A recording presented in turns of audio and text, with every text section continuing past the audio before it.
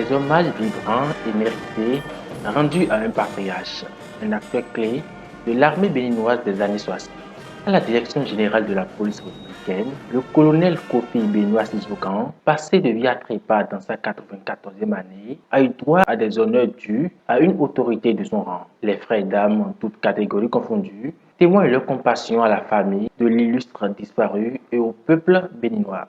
La perte d'un être cher est de loin la chose la plus douloureuse que ressent le genre humain.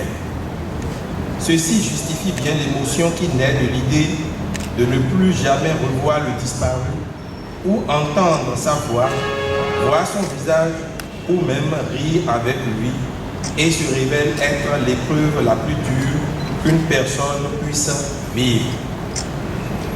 Pourtant, nous devons nous y résoudre puisque la mort est indissociable de la vie et chaque personne doit y faire face un jour ou l'autre.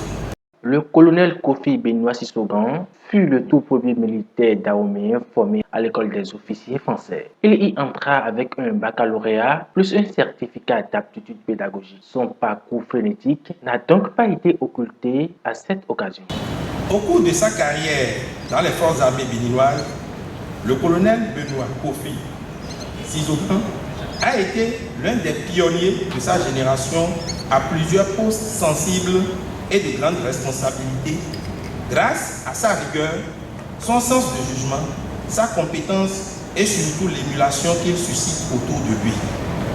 Ainsi, en 1960, il a été le tout premier aide de camp du président Hubert Kutukumaga, père de l'indépendance du Dahomey. Il devint en 1961 le premier chef bataillon du camp Guézo.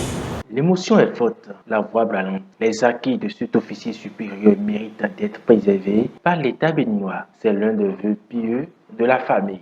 Je voudrais que tout ce qu'il a eu à faire dans ce pays, dans cette nation, que cela puisse se poursuivre, que l'Éternel Dieu des armées que nous avons évoqué en ce lieu puisse nous donner la force, nous donner la capacité, non seulement à l'armée béninoise, mais à tous les fils et filles de cette nation, de poursuivre ce qu'il a fait et de mieux faire encore. Parce que lorsque, vous savez, quelqu'un décède ou quelqu'un meurt, comme le soleil, quelqu'un l'a dit ici, le soleil, c'était un soleil. Ce soleil-là, que ce soleil ne cesse pas de briller, qu'il brille encore et encore dans la vie de tous les fils et filles de cette nation.